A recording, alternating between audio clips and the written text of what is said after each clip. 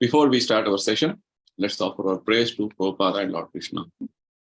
Nama Om Vishnu Padaya Krishna Preshtaya Bhutale Srimate Bhaktivedanta Swami Namini Namaste Saraswati Deve Gauravani Pracharine Nirvisesha Shunyavadi Paschatya Deshatarine Jaya Shri Krishna Chaitanya Prabhu Nityananda Shri Advaita Gadadhara Shri Vasadi Gaura Bhakta Vrinda Hare Krishna Krishna Krishna Hare Hare Hare Rama Rama Rama Hare Hare Shri Shri Radha Vrindavan Chandra Ki Jai Shri Shri Nitai Gaurang Ki Jai Srila Prabhupada Ki Jai Jai Gaur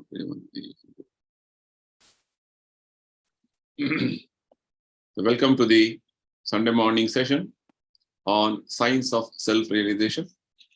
We have been discussing from this book since almost more than a year.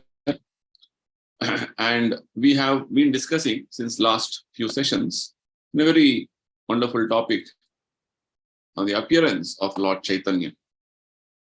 And we have understood quite a number of things about Chaitanya Mahaprabhu. We'll continue our discussion today. So this is session 4 on this topic, teaching the appearance of Lord Chaitanya. All these sessions and discussions we are having by the inspiration of His Divine Grace, Srila Prabhupada, who has so nicely presented us the Vedic teachings in a way that we can understand, the way we can follow them in our life and actually perfect our lives. Such a wonderful contribution Prabhupada has made. If not, Prabhupada had given these books in a language which we can understand and appreciate, we would never be able to understand what is Vedic understanding. We owe a great sense of gratitude to Prabhupada for his wonderful contribution. So before we move forward with our discussions, let's have a short recap on what all we discussed in the previous 3 sessions. First point we discussed was, who is Lord Chaitanya? Lord Chaitanya is also known as the Golden Avatar. Lord Chaitanya is Krishna himself, who appeared 500 years ago in a place known as Nadia, Mayapur in West Bengal. This is around 130 kilometers away from Kolkata presently. Chaitanya Mahaprabhu appeared in a color of golden hue or yellow color. Bhagavatam says, Srimad Bhagavatam says, Krishna can appear in any of the 4 colors. Either he can appear in the color of red, white, yellow, or black. So in the previous ages of Satya Yuga, Treta Yuga, Dwapar Yuga, Krishna already had taken these other 3 colors of red, black, and white. So now the only color which was left for the Kali Yuga was yellow. That way, Chaitanya Mahaprabhu is Krishna himself, has appeared in yellow color, yellow complexion. That's why he's known as Golden Avatar. We also understood that Chaitanya Mahaprabhu's special purpose of appearance was to kill our demoniac mentality. Any incarnation, for that matter, has a specific 3 purposes, as mentioned in Bhagavad Gita. Paritranaya sadhuna, to protect the devotees. Vinashaya dushkritam, to kill the demons and miscreants. Dharma samsthapanartha, and to re-establish the principles of religion. Right? So these are the important 3 purposes for which any avatar descends, or any incarnation of Lord Krishna comes. So in the present age Kali Yuga, people are all having the demoniac tendencies, demoniac way of actions, and they are, in one sense, from the Vedic perspective, acting like demons. So in one sense, Chaitanya Mahaprabhu should have killed everybody wholesale. But Chaitanya Mahaprabhu is very merciful. He has come to kill our demoniac tendency in this Kali Yuga. That's the reason Chaitanya Mahaprabhu has specifically appeared. Otherwise, in Kali Yuga, people are very degraded with many wrong, very bad qualities, which are actually, we are seeing the present context of how everybody is going through a big turmoil in the whole world. And we also discussed what is a simple way to worship Lord Chaitanya. right? Any incarnation will have a specific way, purpose, rather specific method to worship.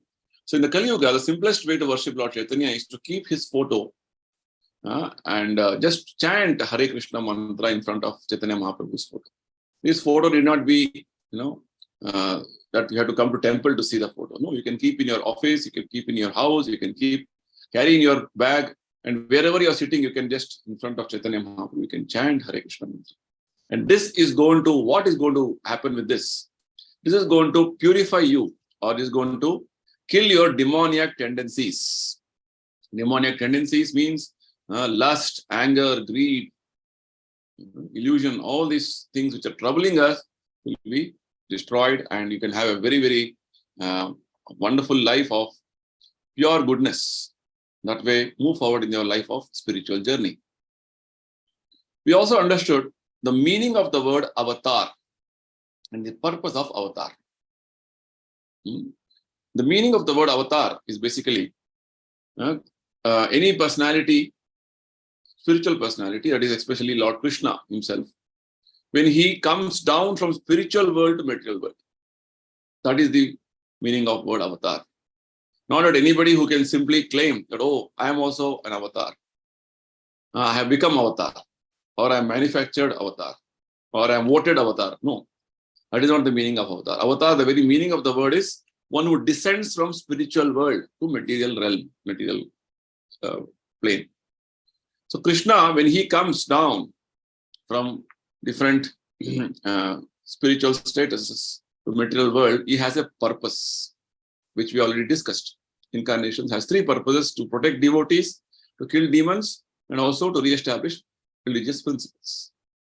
And specifically, every avatar or incarnation of Krishna, who comes at specific times, specific situations, or in a specific purpose sometimes, all these things are described in scriptures.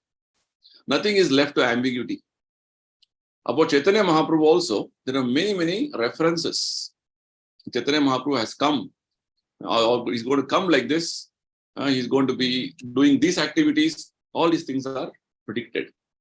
So any incarnation for that matter is already mentioned in the scriptures. Nobody can falsely claim that I am an incarnation, so you can accept me as incarnation. That is not possible. That is actually totally rejected from the Vedic perspective.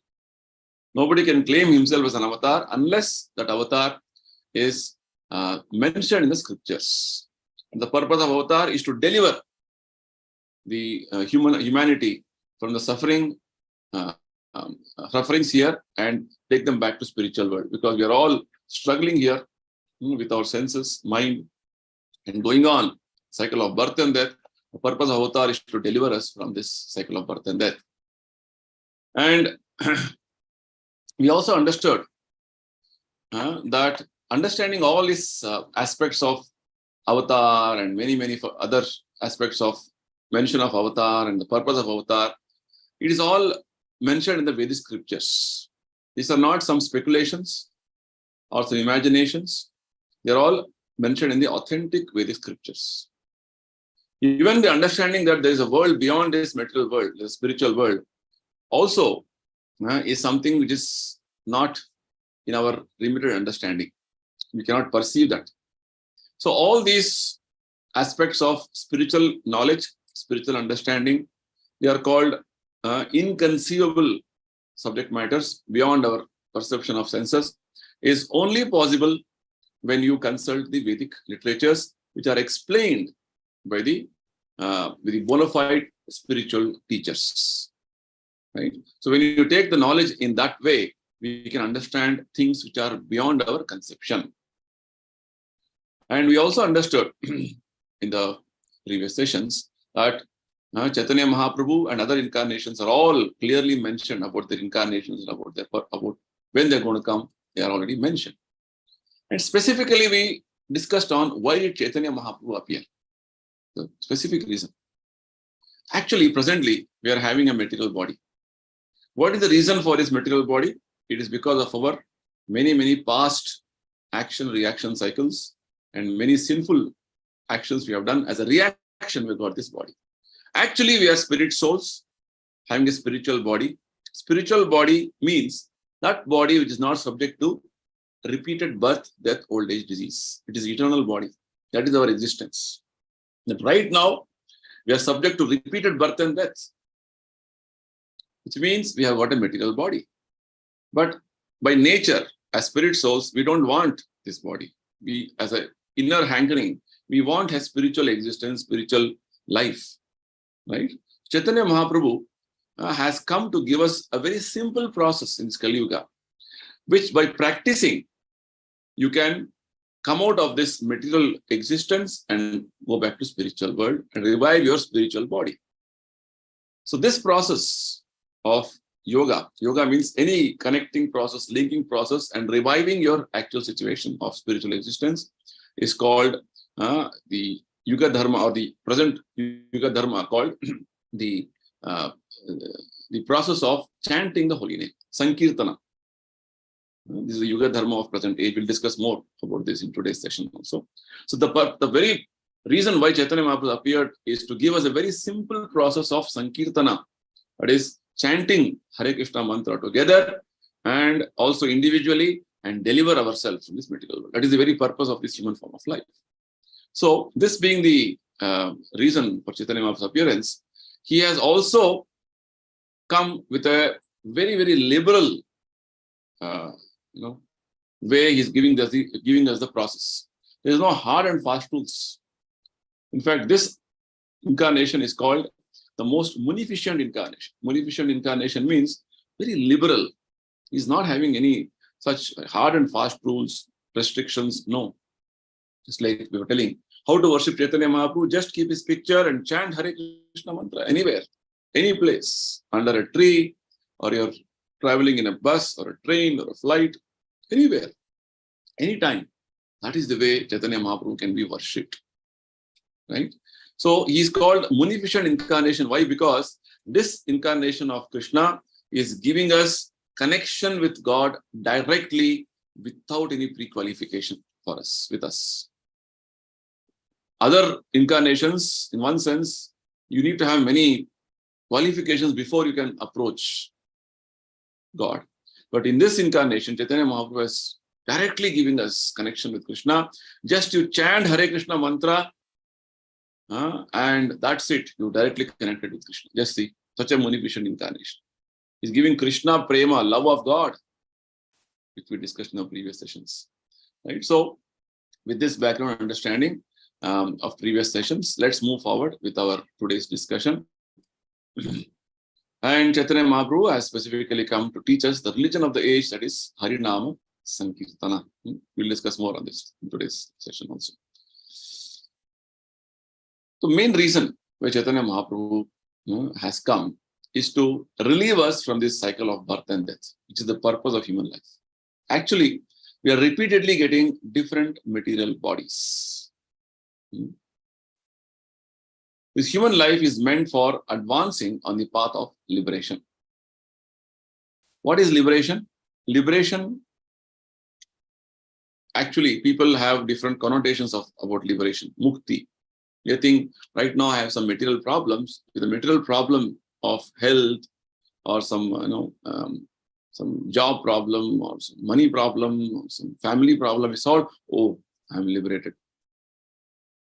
That is not the meaning of liberation. The real meaning of liberation is to again reinstate yourself in your original situation of spiritual existence. Mukti hitva anyatha rupam. As long as you go on taking material bodies in this material world continuously, your problems will continue. This is what Bhagavad Gita Lord Krishna says. Dukkhalaya ashashvata. This world is full of miseries, and it is a temporary place. And we are trying to make adjustments here. And some in between, you are able to find some relief of some problems, some miseries. Oh, I am relieved. Very nice example Chaitanya Mahaprabhu gives in his teachings to Sanatana Goswami, one of the Goswamis. He says, in the previous times, previous ages, the kings used to punish the criminals in a way that the criminals would be taken in the middle of the river. And there, the constables used to take that criminal by his hair and they used to put him in the water, dunk him in the water. And he would be kept like this as long as he would feel himself very suffocated. And at one point of time, suddenly they will take him out from his hair, with his hair. And at that time, he just, he's gasping and he's trying to get some air. That way, relief. This is our material existence actually. We are constantly in troubles, constantly in sufferings. And once in a while, there is some sort of a relief and you feel, now I am free. But you don't know, next moment again, you will be in some other problem. That's the point. So, the liberation basically means getting out of this bodily existence, taking many, many different types of bodies in different species, and come back to a spiritual existence, spiritual body. That is the meaning. The human form of life is meant to achieve this. Right? Very nicely, Prabhupada further says, this is called apavarga, or freedom from entanglement. What is the entanglement? Entanglement in the cycle of repeated birth, death, old age, and disease. Our lifespan of, say, 60, 70 years is not everything. We had many, many previous lives. And we are going to have many lives if we don't prepare ourselves for liberation. Right? So, this liberation basically means freedom from entanglement. In Sanskrit, it is called apavarga.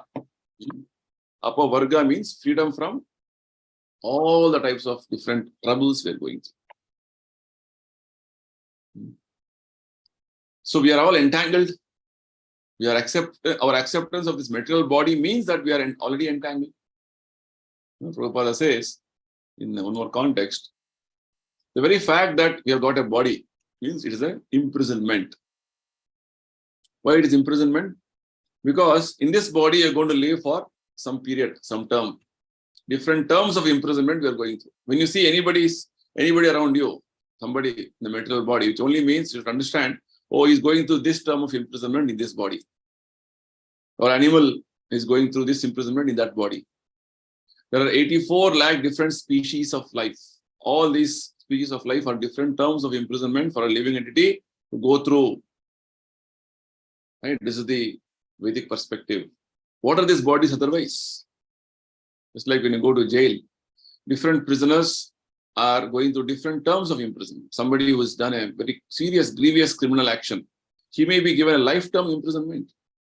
Or somebody who has done a little, not so severe, lesser, some action, some wrong action, he may be given punishment for 2 years, 5 years, that way.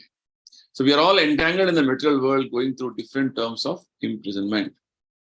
Very nicely, Prabhupada further explains. But we should not progress in the process of entanglement. That process is called karma. It's a very important point. So long we are only trying to entangle ourselves more and more. Entangle means what? I am trying to solve one material problem, some other material solution I have, and I get entangled. That again further, some other solution, for that some other problem, further entangled. Now this process is called karma. Very nicely, one story Prabhupada tells, called Gita Samsara. There was one brahmachari, celibate, who was very serious in his spiritual practices, and he was staying, in a nearby village alone, and he was practicing reading Bhagavad Gita and doing his spiritual practices. One fine day, he found that he's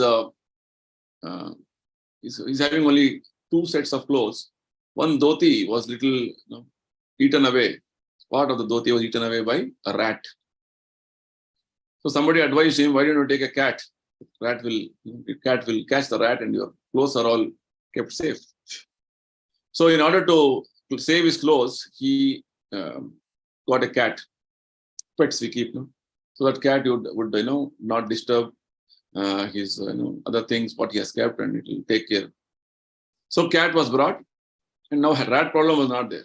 But to take care of the cat, how will you take care? Cat requires milk. So he had to get a cow to take care of the cat, to get the milk. Right? So he kept a cow to take care of the cat, for the milk, for the cow, for the cat. And cow also is not that simply you can keep and give milk. It has to be also cared for. So some villagers advised him, see, taking care of a cow full time, not easy. So better that you get married. So the celibate brahmachari, he married a person there, a woman, and she was taking care. So now, in order to avoid the problem of rat, he had to get a cat. To feed the cat, he got a cow, and to take care of cow, he was married. Now, once marriage is done, then he has children and other family, responsibilities. Like this, it's called Gita Samsara, right? Like this, we are to solve one problem, we create one more problem or 10 more problems, and we go on getting entangled. That is the point. So, like this, our whole life is just going on with regard to entangling ourselves with more and more complexities. So this process of getting entangled is called karma, action-reaction cycle. As long as the mind is absorbed in karma, we'll have to accept a material body. This is what Bhagavad Gita is telling us. Krishna is telling that your mind is absorbed in karma. Karma means what? This action, I have to do this reaction will create this action, like this. Mind is only absorbed in so many activities like this. Right? Such a mind is absorbed in karma, we'll have to accept one more material body, this is for sure. So at the time of death, our mind may be thinking, oh, I could not complete this work, oh, I'm dying, I have to do this, I have to do that. This is what is going on, everybody's mind. Any person you ask, he will have 100 things to do. Oh, this work is incomplete, that work is incomplete. Srila Prabhupada was giving his personal example when he was a businessman in Allahabad, Prayag. He was having a pharmacy business. He was telling how he had one friend who was almost on his deathbed, and he was requesting the doctor, just give me another 4 years. I have some things incomplete. My daughter is not married, my son is not settled. Just 4 years. So what could doctor do? He cannot give 1 minute, 1 second. Right? But we are so entangled, means our mind is absorbed in so many aspects of our life. This and after this life, after this body is over, this body is life over. This chapter is closed. But we are so much absorbed in this. This is called karma. Absorbed in our activities so much. So mind is thinking like this, then definitely you'll get one more body, material body. I could not do this work, I could not do that work, I'm dying, like this. Our life is going on. So that means Krishna will give us another chance to do it. So we will have to accept another body. So long our material desires are not completed or fulfilled, to experience those desires, Krishna will go on giving you bodies, material bodies, one after other. So Krishna will give us a chance. All right, you could not do it now in this life. Complete it. Next life, do it. Experience it. Take this body. Like this, our life is going on. Repeated cycle of birth and death. Punarapi jananam, punarapi maranam. This is our life cycle. Samsara is called samsara. Therefore, Srimad Bhagavatam says, these rascals have become madly intoxicated. Because of intoxication, they are doing something they should not have done. The statement in Bhagavatam, wherein one of the incarnations of Lord Krishna, known as Lord Rishabhadeva, is telling, Nunam pramatta kurute vikarma. Nunam pramatta. Pramatta means become completely mad. You're so intoxicated. When you get too much intoxicated, your mind is not stable. It's not in equilibrium. And they're doing, because of this complete instability of mind, they are doing so many activities which are not prohibited, which are not permitted. They are all prohibited actions. Wrong actions. So like this, they're getting entangled. This is our situation right now. So the situation presently is being analyzed by Srila Prabhupada. What we are going through now. Our body, our life is meant for liberation, but we are getting more and more entangled in our own activities. Modern civilization, defect of modern civilization is what? Our madness to enjoy our senses. This is the important point which is all mentioned in all the Vedic scriptures. The modern day so-called advanced civilization, which we say, we are mad to enjoy our senses. Nunam pramatta kurute vikarma. So, because of this, we are so much getting entangled. We have a classic example about this in the life of Maharaj Yudhisthira, 5,000 years ago. So, Prabhupada gives the example to say how Maharaj Yudhisthira was cunningly planning to kill the Pandavas in order to favor his own sons. We know the history of Mahabharata, wherein Maharaj Dhritarashtra was the father of the Kurus, Kauravas, Duryodhana and his 100 sons. All the, his big. He wanted his sons to become the kings because he could not become actual king. Somehow he was a caretaker king, so he wanted his son because he was blind by birth. He could not become the actual king, but he wanted his son. So he had been plotting and planning from the beginning of his son's birth. This we have heard from Mahabharata. So Dhritarashtra was cunningly planning to kill his brother's sons, Pandavas, in order to favor his own sons. And when Krishna became aware of this, he sent his uncle Akrura to advise him not to do that. Right? Krishna sent Akrura to Hastinapura. Akrura was in Mathura. And he sent him to Hastinapura to advise Dhritarashtra, what you are doing is not correct. For this, Dhritarashtra, after hearing Akrura's instructions, what are you doing? You're actually, you're cheating your own, your brother's sons, nephews. Not proper. Dhritarashtra understood everything. But what did he say after that? My dear Akrura, what you are saying is quite right, but it does not stand in my heart. So I cannot change my policy. I have to follow this policy and let whatever happens take place. Very important understanding or mentality of people Prabhupada is revealing through this historical reference. Dhritarashtra, even though he knew he's doing wrong, but he continued to do that wrong, continued this policy of cheating and the royal diplomacy against his own nephews, in spite of understanding that it is wrong. Why? Because his heart was filled with the desire for personal gratification, personal enjoyment. So it is so strong, you see. Even a good instruction cannot influence you, or good instruction will not, it will understand it is good, but you will not want to follow it. That's the problem. Right? So this is the present situation of people of Kali Yuga. What to do? What to do, they know, but they don't want to follow that. It's like people may attend many kathas, many spiritual activities, they'll be trying to follow, but their heart is not completely pure. So when the men want to satisfy their senses, they become mad. And in this madness, they will do anything and everything.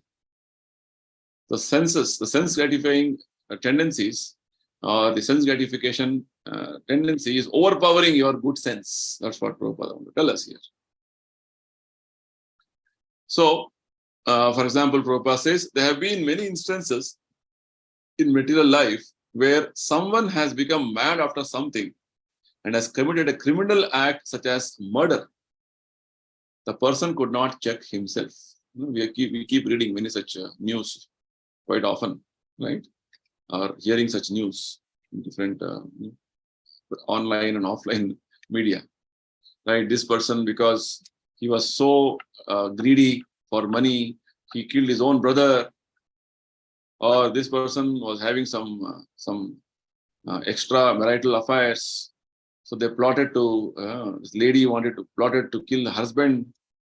Like this, many things we keep hearing, because people are overpowered by desire to enjoy their senses. So much so that it will cover your good sense. It will completely bewilder you. Right? That is what is going on in the present day context. Right? There are instances of wherein people lose their proper sense. Similarly, right now we are accustomed to sense gratification. That is what is going on right now. We are mad, and therefore our minds are fully absorbed in karma. Madness means you are doing things in your own way. You don't want to listen to anybody. Whatever you think is right, you feel, and then you go on in your way of life. That is called madness. That is very unfortunate, because our body, although temporary, is the reservoir of all misfortunes and miseries. It is always giving us trouble. So Lord Rishabhadev in Bhagavatam, he explains further. Prabhupada is taking from that particular understanding. Asannavi asada kleshada dehaha. This body is temporary. Asat means one day it will die. And klesha, it is full of miseries. Reservoir of all miseries and misfortunes. What type of miseries? Constantly you are troubled with so many diseases, so many anxieties, and trouble from other entities, and trouble from supernatural forces like rains, cold, heat. Like this, our body is full of troubles and miseries and misfortunes. But even then, we don't realize this. We don't try to, understand this point. That is the problem, present situation. Prabhupada says, very unfortunate situation. So these matters have to be studied, have to be understood, have to be contemplated. Right? Should not be mad after these things. Madness means, even though you may know to some extent, but you are not following that. You are doing things in your own way. That is not proper. Right? Should not be mad after these things. Human life is not meant for that. The defect of the present civilization is that people are mad after sense gratification. That is all. So it's analysis of present day situation. People may have gone through many, high-level education from the material standards, but their thinking, their way of actions are all very, very basic with regard to how other entities are performing, other animals are doing, just running after sense gratification. Human life is not meant for that. It's like, you see, sometimes the animals, especially we have experienced. One dog, you chase the dog out with regard to, it's doing some nuisance. Again, it will come. Because that good sense is not there. Or while any, say, one cow is passing through some street in the market, some vegetables or something, it will try to eat. Even though it is chased again by the owner of that shop, again it will come that way. It is called madness. So like this, we see human life is not meant for this purpose, but we are accustomed to this type of a lifestyle, which is very unfortunate.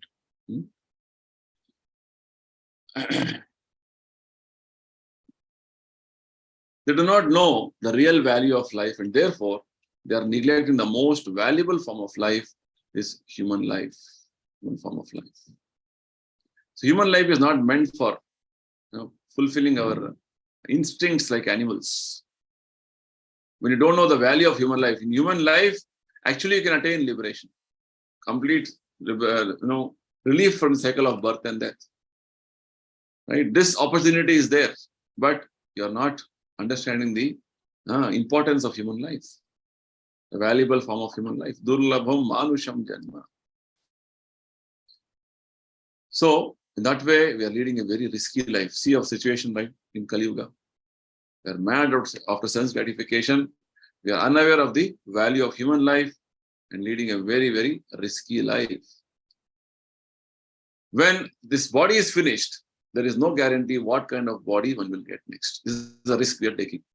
Risk of changing our body to different body is the risk we are taking.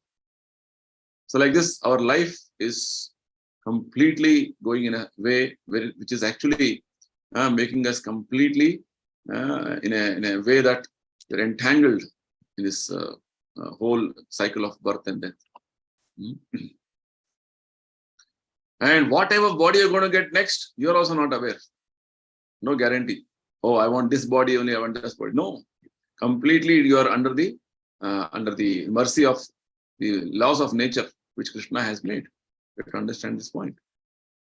Suppose in my next life, if by chance I get the body of a tree, Prabhupada is taking example of, say you get a body of a tree.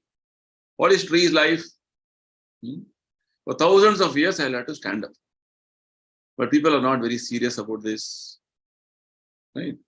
You have to stand for thousands of years in the scorching heat, in the very pinching cold and heavy rains. You have to simply stand there, tolerating all the various climatic inconveniences. But people say, what is that? Even if I have to stand up, I shall forget. This is their level of understanding. What is the problem? They say. The lower stages of life are situated in forgetfulness. Right? But in human form, if a tree were not forgetful, it would be impossible for it to live.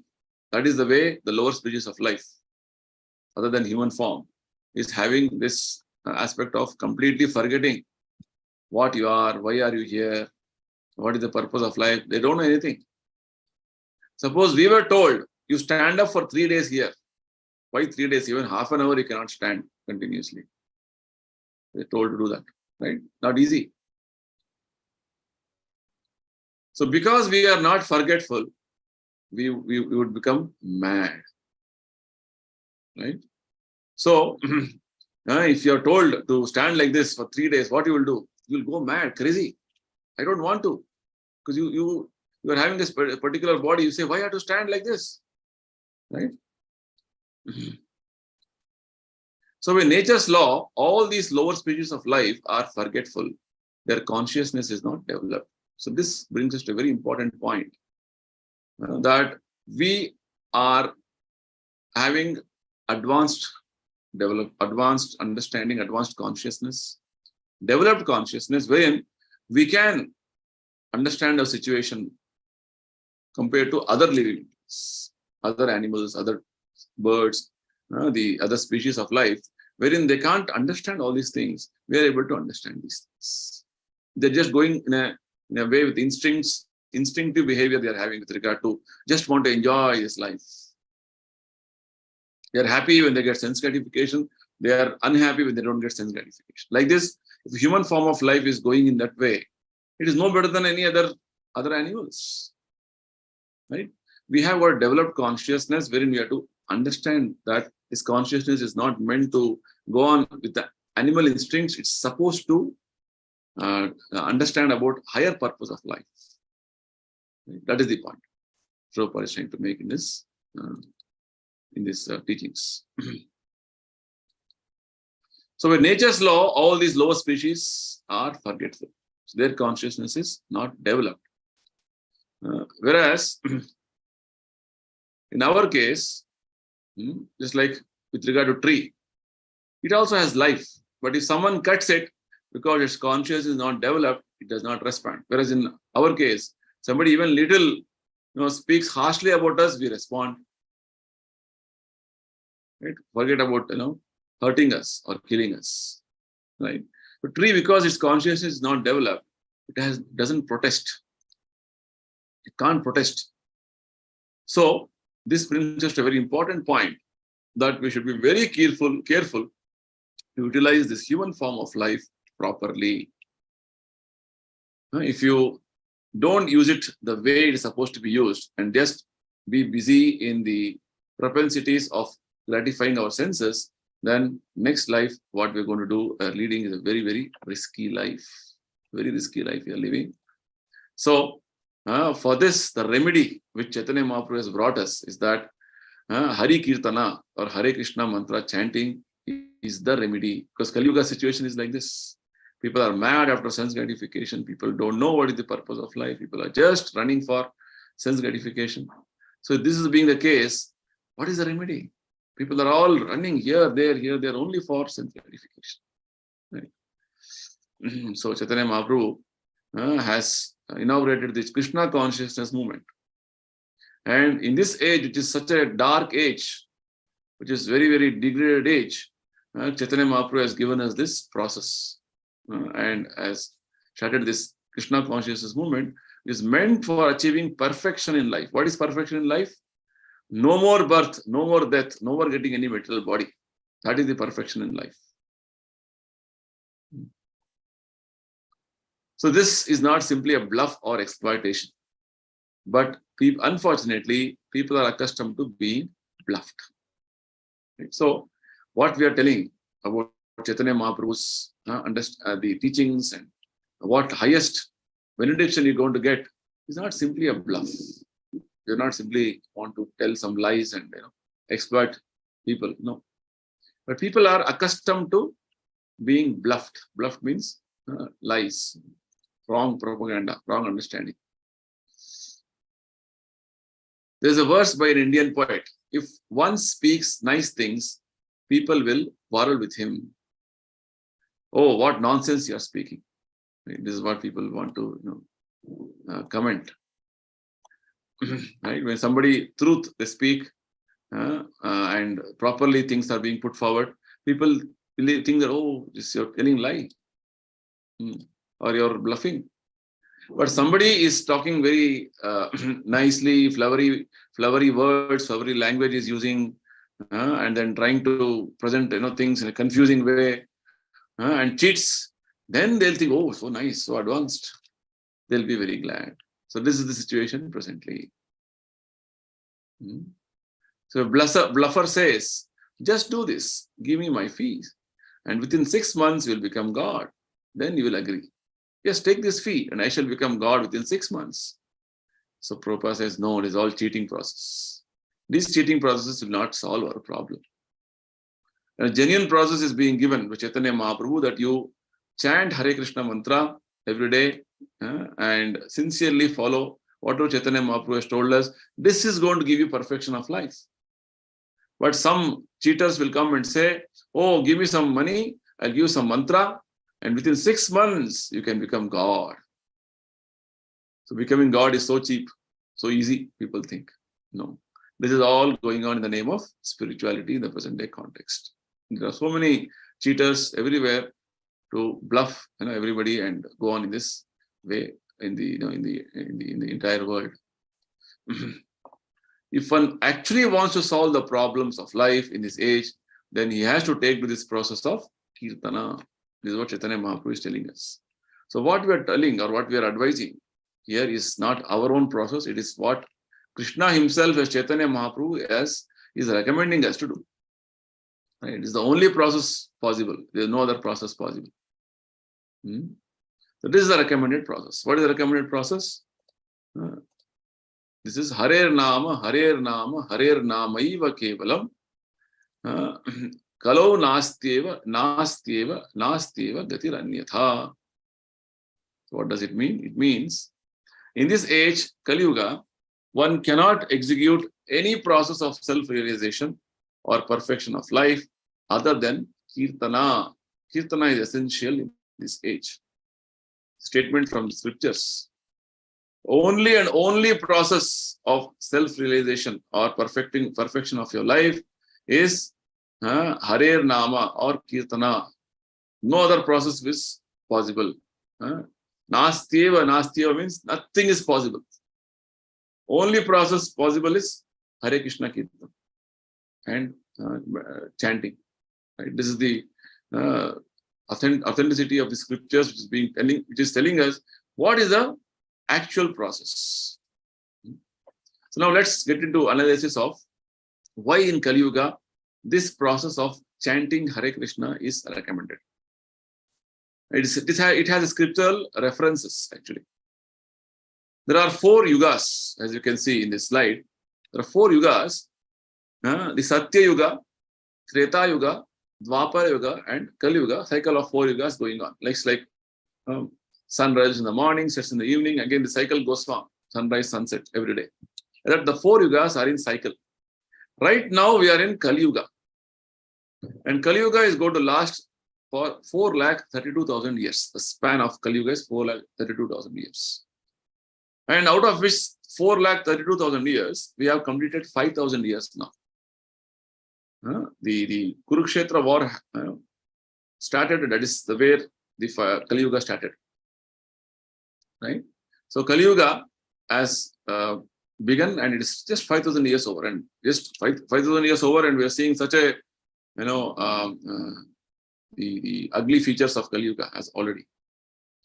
The previous Yuga called Dwapara Yuga is twice Kali Yuga, like the time period. That is 8,64,000. And Treta Yuga is 3 times Kali Yuga span. Into 3, if you do, it is 12,96,000. And Satya Yuga is 4 times Kali Yuga span. That is 17,28,000 years. So every age you see, the lifespan is, the number of years of that particular age is getting doubled, right?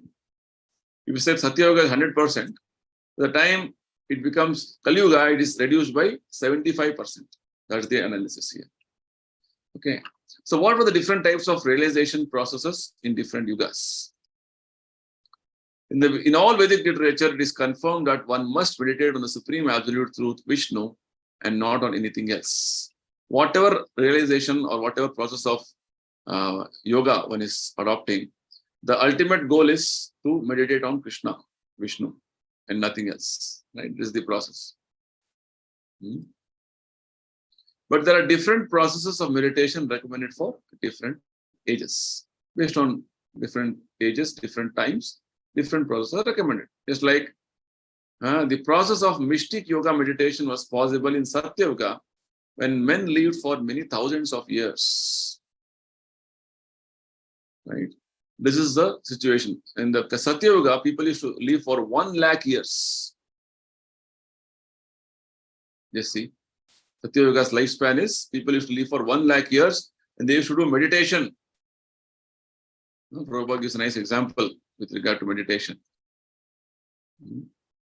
Now people will not believe this, but in the previous age, there were people who lived for 100,000 years. That is 1,00,000 years. That age was called Satya Yuga, and the meditation of mystic yoga was possible at that time. The example is that in that age, the great yogi Valmiki Muni meditated for 60,000 years. Just see. Because the lifespan was 1,00,000 years or 100,000 years. So Valmiki Muni meditated for 60,000 years. And recently we were here reading in Bhagavatam. It is mentioned that one sage by name Kardama Muni, he did tapasya for 10,000 years.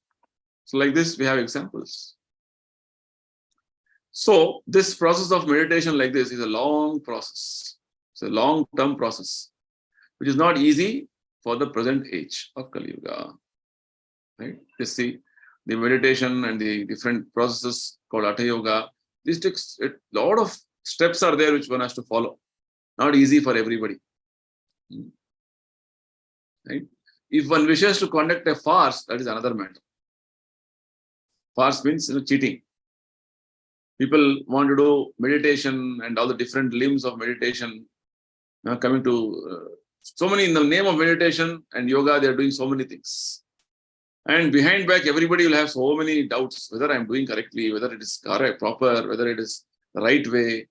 All these questions they have, but it is simply a show off. Nowadays, people think performance of yoga means just to keep your health fit and to enhance your sense gratificatory tendencies. You are healthy so that you can enjoy your senses nicely. You can enhance your life span. All these things people think is the purpose of yoga. Yoga purpose is not that. Yoga purpose is to control your senses and also to see that you are preparing yourself for liberation. Liberation means coming out of the cycle of birth and death.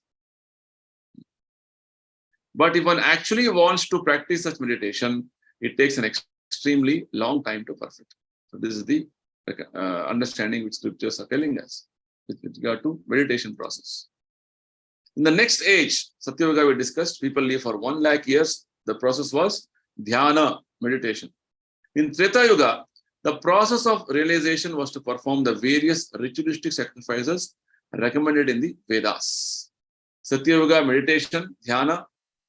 And in Treta Yuga, they were doing makhai, yagna makhai. It is a Sanskrit word. Dhyayato Vishnu, Tretayam, ijato makhai. Yagnas, sacrifices, different types of various performances as recommended in the Vedas. So Treta Yuga, the lifespan of Treta Yuga is 10,000 years. Right? So 1 lakh became 10,000. And in Dwapara Yuga, the process of self-realization was temple worship. Huge temples were established and they were all having elaborate worship of the Lord in the temple. This is Dwapara Yuga. In Dwapara Yuga, the lifespan reduced from 10,000 to 1,000 years. The maximum lifespan people used to live was 1,000 years. Right? This is Dwapara Yuga. And in the present age, where the maximum duration a person can live is 100 years, which is also not so easy. 50, 60, 70 means, oh, you're done, you've lived enough, people think. The present age, you cannot do dhyana, you cannot do yajna, you cannot do elaborate temple worship. The only easiest process is Hari Kirtana, glorification of Hari Krishna, the Supreme Personality of Godhead, it can be done anywhere and everywhere. That is the process recommended for Kali Yuga. Hari Kirtana. Kalotad Hari Kirtana. It is the process recommended for Kali Yuga. So we will discuss more and conclude our discussion in the next session. Meanwhile, I request the participants online to ask any questions or clarifications, any doubts, whatever you have. Hare Krishna, Prabhuji. Hare Krishna, Hare Krishna. Hare Krishna. Yes. Prabhuji, one doubt I have asked this question to so many people that regarding that Ramayana, so it is saying that it is 8,000 years before and Sri Krishna is 5,000 years before. So if you go to this cycle theory, what you are showing to us, that time means Ramayana is a long time before it happened. Yes, very much. Very much. So what is the reference of this? When people say 8,000 years, what is the reference they have? That is the Google reference is there. Google, I have checked up in details. Google is clearly mentioning that Ramayana took place 8,000 years before. Google is not our authority. No, first of all, Sanyaji, Google is not our authority. Our authority is Vedic literatures. Okay. The number of years which I am showing you here of different ages is all mentioned in scriptures. Okay.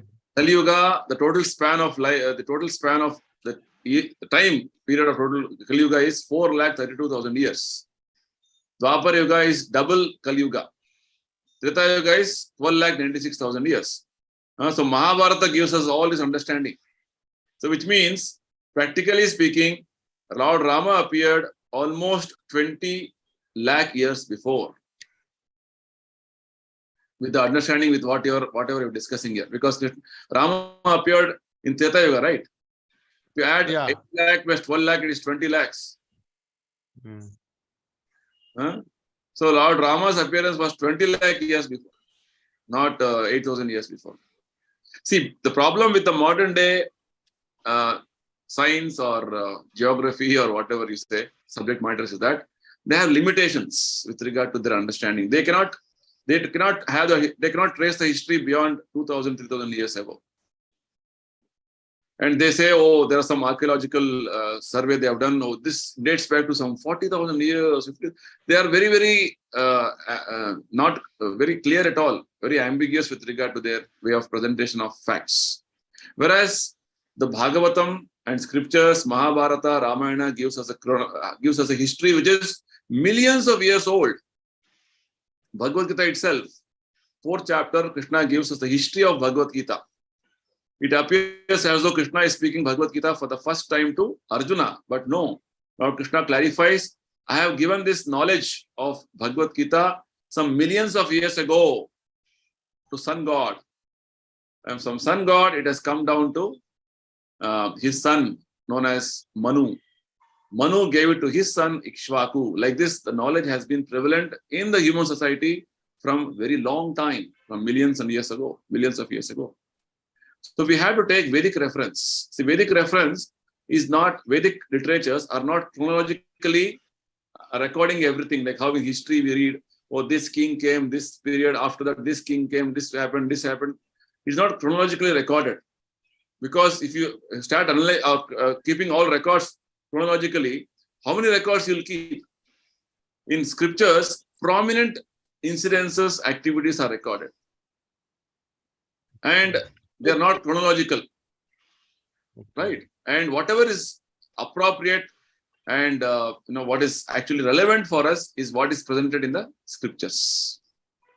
Okay, so chronology is not important because so many things continuously happening, right? Even in our present day situation, our life, what happened 50 years back in my life, how can I remember? Or how do I have I kept in record? How is it relevant for me? This is the point. So life, the cycle of different ages in the whole time scale is going on repeatedly. Just like now it is rainy season. Before this it was summer season. Before that it was winter season. So the seasons are continuously changing. So these 4 yugas also continuously going in rotation. From the eternal perspective of time scale, this is only is very insignificant from Brahma's point of view, at least. Because in Brahma, for Brahma, like these 4 yugas of is called one cycle, like this 1,000 cycles happen for him in a day. It's like we have 24 hours.